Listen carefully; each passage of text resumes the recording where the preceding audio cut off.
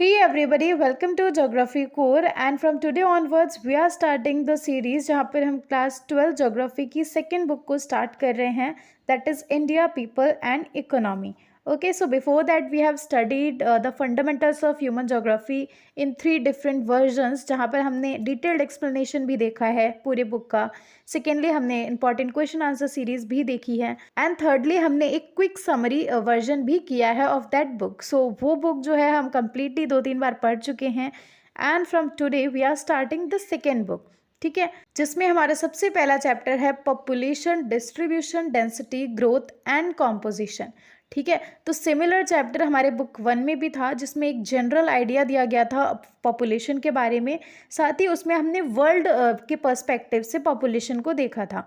लेकिन as the name of the book is India, people and economy, तो इस book में जो भी चैप्टर्स होंगे हम उनको विद रिस्पेक्ट टू इंडिया ही पढ़ने वाले हैं. ठीक है, सो इस बुक में मेजरली डाटा काफ़ी ज़्यादा होने वाला है, फैक्ट्स काफ़ी ज़्यादा होने वाले हैं. 1 मार्कर्स की भरमार है ये बुक. ठीक है, तो यहाँ पर आपको थोड़ा सा एक्स्ट्रा ध्यान देना पड़ेगा. Okay, so without any further do let us get into the video and if you want to watch the videos related to fundamentals of human geography so you can check out the description box. So यहाँ पर अगर हम बात करें population की, हम India के respect में पढ़ने वाले हैं पूरे के पूरे चैप्टर को. ठीक है, एंड साथ ही एक और चीज़ ध्यान रखो कि हम सेंसस 2011 के हिसाब से पूरे के पूरे चैप्टर को समझेंगे. ठीक है, उसके बाद में सेंसस नहीं किया गया है, 2021 का सेंसस कंडक्ट नहीं हुआ था. ठीक है, सो दैट इज़ वाई जो भी डाटा हमारे पास में है that is related to 2011 census only. ठीक है, सो अगर हम प्रैक्टिकलिटी पे जाएं तो India is the most populous country right now, right. लेकिन according to the census of 2011 India जो है सेकंड मोस्ट पॉपुलस कंट्री था चाइना के बाद में, जिसकी पॉपुलेशन थी 1210 मिलियन. ठीक है, 1210 मिलियन पॉपुलेशन रिकॉर्ड करी गई थी इंडिया में. कब? 2011 में. ठीक है, its population is larger than the total population of north America, south America and Australia put together. यानी कि बहुत ही ह्यूज पॉपुलेशन है हमारे पास में. अगर हम नॉर्थ अमेरिका, साउथ अमेरिका और ऑस्ट्रेलिया तीनों की ही पॉपुलेशन को इकट्ठा रखें, उससे भी ज़्यादा पॉपुलेशन हमारे पास में अकेले है. Okay, this large population invariably puts pressure on it's limited resources. ठीक है, नेचर उतना ही है, लैंड उतनी ही है जितनी पहले थी इंडिया के पास में, है ना. साथ ही साथ जो रिसोर्सेज हैं वो भी लिमिटेड ही हैं, लेकिन पॉपुलेशन इतनी ज़्यादा एक्सप्लोड करती चली जाएगी तो अल्टीमेटली क्या होगा, जो रिसोर्सेज हमारे पास हैं उन पर प्रेशर पड़ेगा. ठीक है, जिसकी वजह से कई सारी सोशल और इकोनॉमिक प्रॉब्लम्स भी हमको फेस करनी पड़ती हैं. ठीक है, जैसे कि एक बहुत ही सिंपल सा एग्जांपल हम ले सकते हैं कि पॉपुलेशन बहुत ज़्यादा बढ़ती जा रही है. ठीक है, तो हम जो है बिल्डिंग्स भी कंस्ट्रक्ट करते चले जा रहे हैं, जिसकी वजह से क्या हो रहा है, एग्रीकल्चरल लैंड कम होती जा रही है ना. लेकिन एग्रीकल्चरल लैंड कम होगी तो उससे क्या होगा, हमारा नुकसान नहीं होगा. हमें फूड भी तो चाहिए. उतनी सारी जो पॉपुलेशन बढ़ रही है, अगर उसको रहने के लिए जगह चाहिए तो उसको खाने के लिए भी तो चाहिए, और खाने को आएगा हमारे एग्रीकल्चर से. एग्रीकल्चर होता है लैंड पे, है ना. तो कुल मिला के हो क्या रहा है, हमारी जो रिसोर्सेज हैं उन पर प्रेशर पड़ता है जब पॉपुलेशन एक्सट्रीम हो जाती है. ठीक है, इसके अलावा थोड़ा सा आपको डिटेल दे रखी है एक बॉक्स में जहाँ पर it is written population data are collected through census operation held every 10 years. Census करी जाती है जिसको हम हिंदी में बोलते हैं जनगणना. ठीक है, इसमें क्या होता है, हर 10 साल में एक डाटा बनाया जाता है, एक रिकॉर्ड किया जाता है पॉपुलेशन का. ठीक है, मेल्स फीमेल्स का बहुत ही डिटेल्ड सेंसस होता है. ठीक है, उसी में हम पॉपुलेशन डाटा को भी कलेक्ट करते हैं. पहला पॉपुलेशन सेंसस किया गया था 1872 में, लेकिन पूरी तरह से कंप्लीट जो सेंसस का फॉर्मेट है वो किया गया था 1881 में. ठीक है, पहला पॉपुलेशन सेंसस तो हो गया था 1872 में, लेकिन कंप्लीट सेंसस जिसे कहते हैं वो हुआ था 1881 में. ओके, देन नेक्स्ट टॉपिक है डिस्ट्रीब्यूशन ऑफ पॉपुलेशन. देखो यहाँ पर फैक्ट्स बहुत ज़्यादा होने वाले हैं. यहाँ पर I can't just explain everything ना, कुछ तो चीज़ें फैक्चुअल ही हैं तो आपको वो लर्न करनी है. सो देखो what you can do is आप हेडिंग लिखिए, उसके नीचे जो इंपॉर्टेंट पॉइंट्स हैं वो मेंशन कर लो. नोट्स बहुत इंपॉर्टेंट रहेंगे, बहुत ही हेल्पफुल रहेंगे, बिकॉज आप डायरेक्टली बुक से हर चीज़ कंज्यूम कर ही नहीं पाएंगे. पहली बात, 100 बातों की एक बात पूरे के पूरे चैप्टर को थोड़ी ना आप छाप लोगे दिमाग में, है ना. So just make simple, easy and short notes. ठीक है, सो डिस्ट्रीब्यूशन की बात करें पूरे के पूरे कंट्री में, ऐसा तो है नहीं हर जगह इक्वल पॉपुलेशन है ना. उत्तर प्रदेश में जितनी पॉपुलेशन है उतनी बिहार में होगी, उतनी गुजरात में होगी, उतनी ही सिक्किम में होगी, ऐसा नहीं है. अनइवन डिस्ट्रीब्यूशन पैटर्न होता है, हर जगह होता है, इंडिया में भी है. Okay, Uttar Pradesh has the highest population followed by Maharashtra, Bihar and West Bengal. पूरे के पूरे कंट्री में सबसे ज्यादा पॉपुलेशन है उत्तर प्रदेश के बाद में, देन आती है Maharashtra, then Bihar, then West Bengal. So these are the top 4 populated states of the country. ठीक है, देन हम बात करें Uttar Pradesh, Maharashtra, Bihar, West Bengal, Andhra Pradesh along with Tamil Nadu, Madhya Pradesh, Rajasthan, Karnataka and Gujarat together account for about 76% of the total population. यानी कि हमारे इंडिया में कितने सारे स्टेट्स और यूटीज हैं, लेकिन उनमें से केवल और केवल ये 10 स्टेट्स मिलके 76% पॉपुलेशन को होल्ड करते हैं। ठीक है ना। Population is very small in the states like Jammu and Kashmir, Arunachal Pradesh and Uttarakhand despite having fairly large geographical area. So ये हमने जान लिया कि इन स्टेट्स में बहुत ज़्यादा पॉपुलेशन है। साथ ही हमको बता रखा है जैसे जम्मू कश्मीर हो गया, उत्तराखंड हो गया, अरुणाचल प्रदेश हो गया, इन जगहों पे बहुत ही कम पॉपुलेशन है as compare to other states. लेकिन ऐसा नहीं है कि यहाँ पर एरिया भी कम है, एरिया तो बहुत ज़्यादा है, लैंड बहुत ज़्यादा है, लेकिन पॉपुलेशन कम है। ठीक है, देन हमको बता रखा है कौन कौन से फैक्टर्स है जो कि अफेक्ट कर रहे हैं पॉपुलेशन को। हम इन डिटेल पढ़ चुके हैं इन द प्रीवियस बुक, है ना। बहुत सारे मल्टीपल फैक्टर्स थे, लेकिन अब हम विद रिस्पेक्ट टू इंडिया पढ़ रहे हैं। सो यहाँ पर थोड़ा सा और एक्सटेंसिवली हम जानने वाले हैं।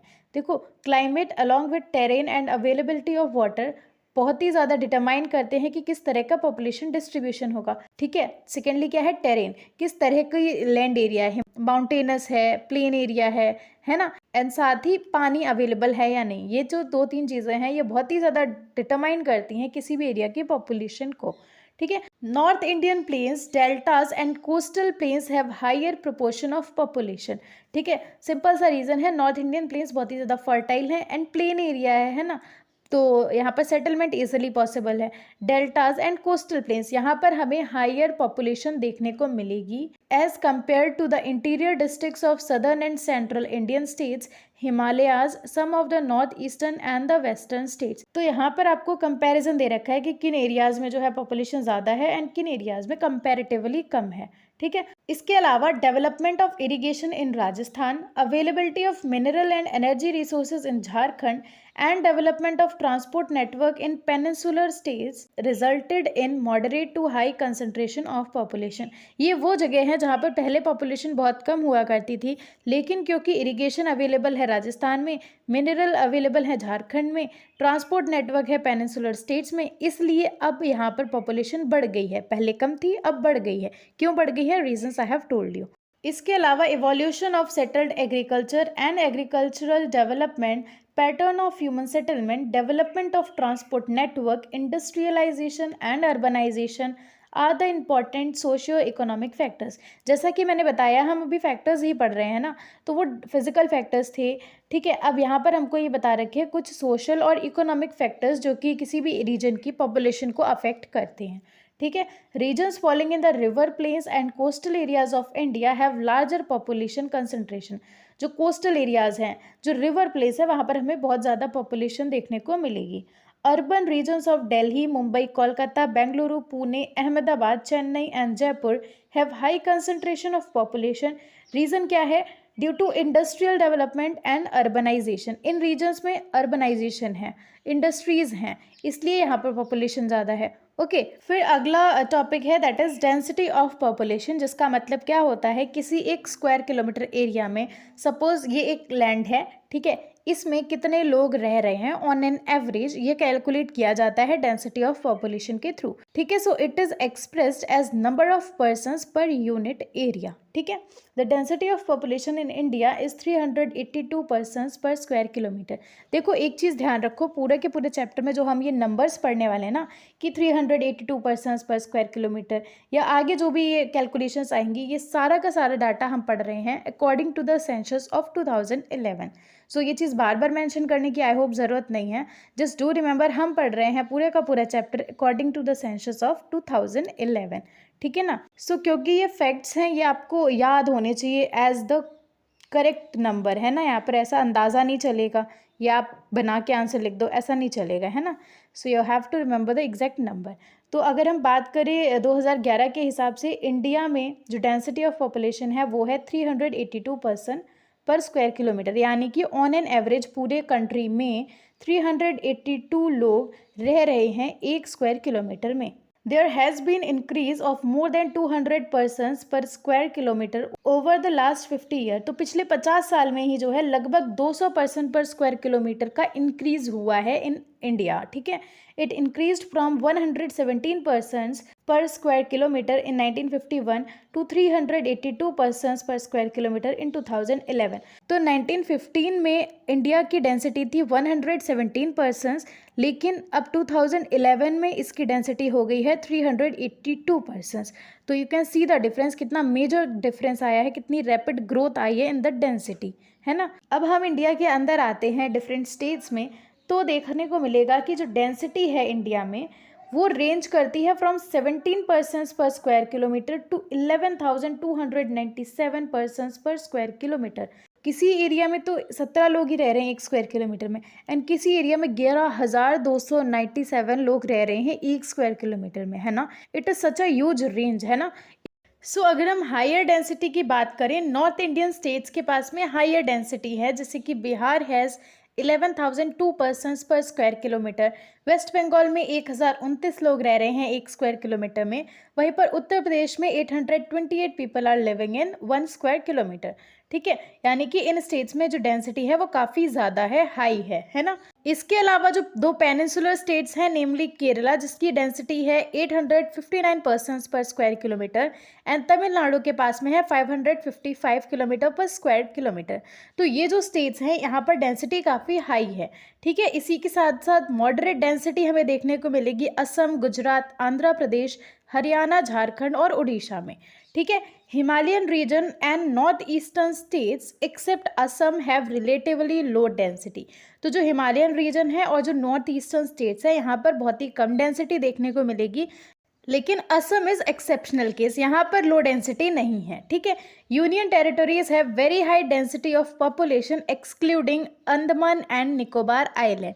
ठीक है, तो यूटीज में भी बहुत हाई डेंसिटी है पॉपुलेशन की, लेकिन अंडमान एंड निकोबार आइलैंड में ऐसा नहीं है। ठीक है, सो ये जो पॉइंट्स है ये आपको थोड़ा सा ध्यान देने पड़ेंगे, लर्न भी करने पड़ेंगे, बिकॉज ये स्पेशली मेंशन्ड डाटा है। देखो, टेबल्स तो पूरी पूरी दे रखी है, हर एक स्टेट की डाटा दे रखी है, लेकिन जो चीज़ें स्पेशली हाईलाइट करी गई हैं in your book in the theory part, है ना, तो वो आपको पढ़ना पड़ेगा, लर्न करना पड़ेगा। ठीक है, बाकी अगर हम देखें तो अपेंडिक्स दे रखे हैं हमारे बुक में कई सारे, है ना, उसमें तो पूरे पूरे स्टेट्स की डाटा लिखी हुई है, तो वो पूरा इन डिटेल लर्न तो नहीं हो सकता, practically not possible for me at least. ठीक है, लेकिन ये जो फैक्ट्स हैं ये you have to learn. Okay, तो अब हमने जनरली तो देख लिया कि भाई एक स्क्वायर किलोमीटर में एक रीजन में कितने लोग रह रहे हैं, ये एक जनरल आइडिया है, लेकिन इसको थोड़ा सा और डिटेल में समझा गया है with the formula called physiological density, जिसमें हम देखते हैं total population upon net cultivated area. कितना एरिया है जहाँ पर एग्रीकल्चर प्रैक्टिस किया जा रहा है, उससे जो है हम टोटल पॉपुलेशन को डिवाइड करते हैं, तो इससे हमारी आती है फिजियोलॉजिकल डेंसिटी। ठीक है, इसके अलावा हम एग्रीकल्चरल डेंसिटी को भी कैलकुलेट करते हैं, जिसका फॉर्मूला है total agricultural population upon net cultivable area. तो टोटल एग्रीकल्चरल पॉपुलेशन से मतलब है ऐसी पॉपुलेशन जिसमें कि कल्टिवेटर्स आते हैं, एग्रीकल्चरल लेबरर्स आते हैं एंड उनकी फैमिली मेंबर्स आते हैं, तो उस पॉपुलेशन को बोलते हैं एग्रीकल्चरल पॉपुलेशन। तो एग्रीकल्चरल पॉपुलेशन को नेट कल्टिवेबल एरिया से डिवाइड किया जाता है, तब हमारी एग्रीकल्चरल डेंसिटी निकल के आती है। तो ये और कुछ भी नहीं है, बस पॉपुलेशन को समझने का तरीका है, किस तरह से हम पॉपुलेशन को समझ रहे हैं। ठीक है ना, पूरे के पूरे कंट्री में पहले तो हमने देख लिया कि जनरली पॉपुलेशन है कैसी, अब हम देख रहे हैं कि एग्रीकल्चरल पॉपुलेशन कितनी है ना। फिर अभी हम थोड़ी देर में आगे पढ़ने वाले हैं कि कितनी पॉपुलेशन रूरल एरिया में रह रही है, कितनी पॉपुलेशन अर्बन एरिया में रह रही है, लिंग्विस्टिक क्लासिफिकेशन देखेंगे, ठीक है ना, किस रिलीजन के कितने लोग रह रहे हैं पूरे कंट्री में, है ना। तो it is a detailed chapter जहाँ पर हम पूरी तरह से पॉपुलेशन को समझने वाले हैं, ठीक है ना। देन नेक्स्ट टॉपिक है ग्रोथ ऑफ पॉपुलेशन। तो it is the change in the number of people living in a particular area between 2 points of time. किसी भी एरिया की पॉपुलेशन में बदलाव आना during a period of time, that is known as growth of population. ठीक है, इसके दो कंपोनेंट होते हैं, नेचुरल एंड इंड्यूस्ड। तो नेचुरल ग्रोथ को एनालाइज किया जाता है क्रूड बर्थ और डेथ रेट से। देखो, अगर आपको पिछला चैप्टर याद है जो बुक 1 में हमने पढ़ा था, उसमें एक तो था नेचुरल ग्रोथ ऑफ पॉपुलेशन, है ना, एंड दूसरा था एक्चुअल ग्रोथ ऑफ पॉपुलेशन। वही चीज़ यहाँ पर है, बर्थ और डेथ को जब हम कैलकुलेट करते हैं तो वो आ जाती है नेचुरल ग्रोथ, ठीक है। And if you remember actual growth में हम क्या कैलकुलेट कर रहे थे, इन माइग्रेशन और आउट माइग्रेशन को भी कैलकुलेट किया गया था, है ना। तो वही चीज़ यहाँ पर इंड्यूस्ड कंपोनेंट्स में आ जाएगी। These are explained by the volume of inward and outward movement of people in any given area. Inward यानी इन माइग्रेशन, आउटवर्ड यानी आउट माइग्रेशन, ओके। अच्छा, ये जो ग्रोथ रेट है इंडिया का, ठीक है, उसको 4 फेज में डिवाइड किया गया है, 4 पोर्शन में डिवाइड किया गया है इंडिया के ग्रोथ रेट को, ठीक है। तो उसको हम एक एक करके समझते हैं। तो फर्स्ट फेज है 1901 से 1921 का पीरियड, जिस पीरियड को बोला गया है स्टैग्नेंट और स्टेशनरी फेज, ठीक है। तो यहाँ पर हमें देखने को मिलेगा कि जो ग्रोथ है वो बहुत ही कम है, इवन निगेटिव भी चली जाती है। 1911 और 1921 की अगर हम ग्रोथ देखें तो निगेटिव ग्रोथ भी हमें देखने को मिलती है, ठीक है ना। सिचुएशन कैसी थी, हेल्थ कंडीशंस बहुत ही बेकार थी, लोग पढ़े लिखे नहीं थे, इलिटरेट थे, जो फूड है वो भी इनसफिशिएंट था, है ना, पूरी तरह से, क्योंकि ट्रांसपोर्टेशन था नहीं तो प्रॉपर डिस्ट्रीब्यूशन भी हो नहीं पा रहा था फूड आइटम्स का, है ना। तो inefficient distribution of food and other basics, ये कुछ रीजंस थे जिसकी वजह से बर्थ भी ज़्यादा थे एंड जो डेथ है वो भी बहुत ज़्यादा हो रही थी। बर्थ तो हो ही रहे थे नेचुरल, बट डेथ भी बहुत ज़्यादा हो रही थी बिकॉज यहाँ पर हेल्थ कंडीशन और फूड आइटम की प्रॉपर अवेलेबिलिटी थी ही नहीं, ठीक है। फिर आता है हमारा सेकेंड फेज जो कि स्टार्ट होता है फ्रॉम 1921 टू 1951, जहाँ पर हमको स्टीडी पॉपुलेशन ग्रोथ देखने को मिलेगी, विच मीन्स कि जो पॉपुलेशन है वो लगातार और धीरे धीरे बढ़ती जा रही थी, ठीक है। Steady in simple words means consistently and gradually, ठीक है।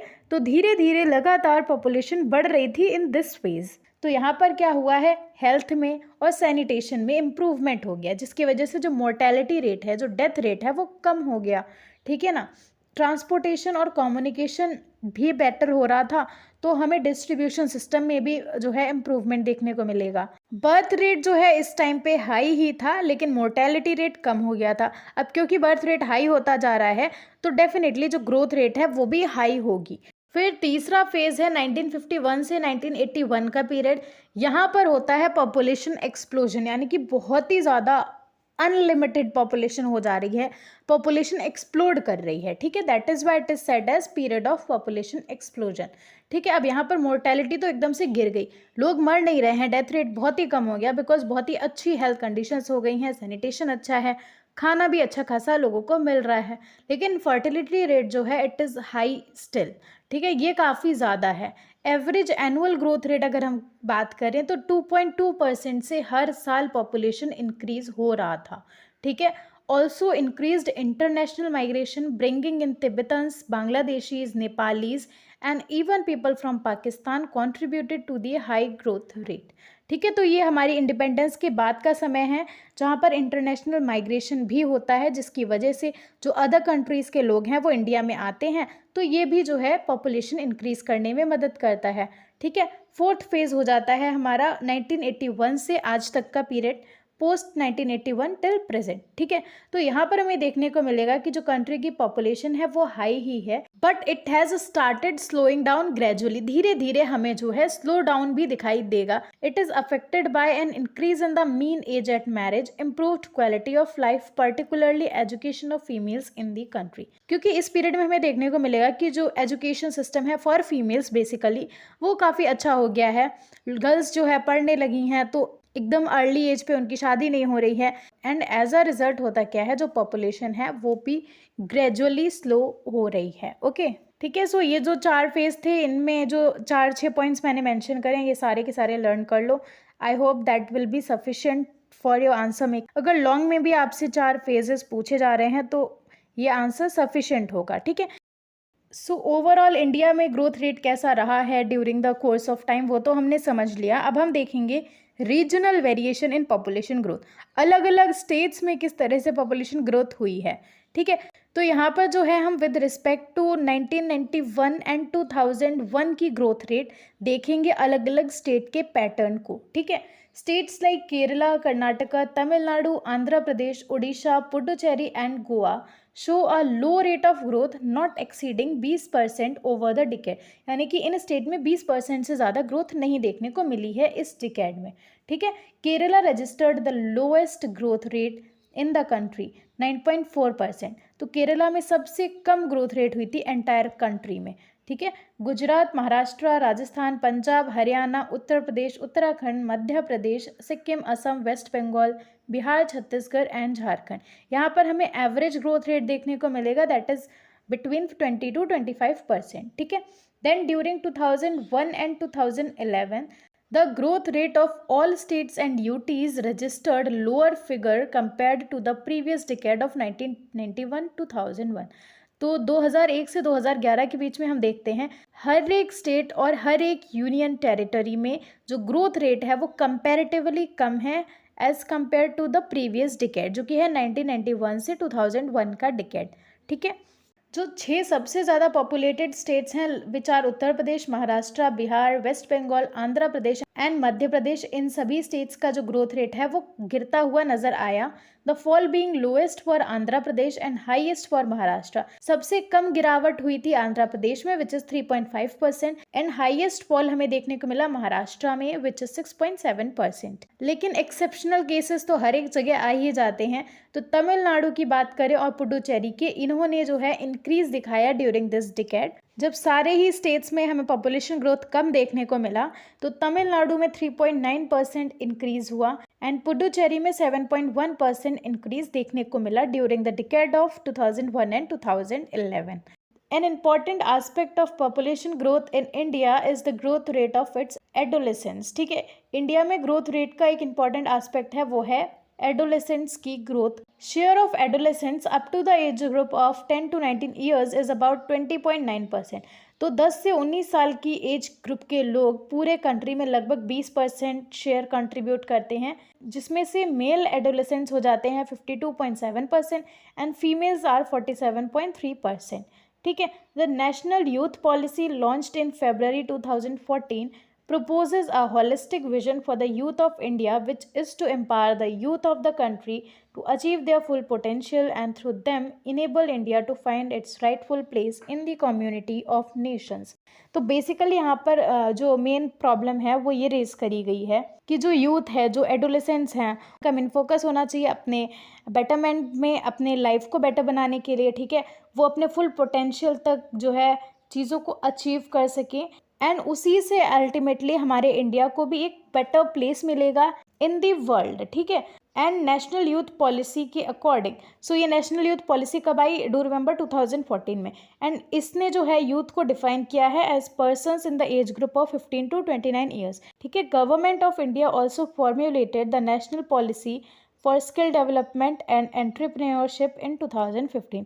तो ये थोड़ा बहुत डाटा दे रखा है, ये चीज़ आप थोड़ा सा ध्यान रखिए, ओके। जाना नहीं तो कहीं हार के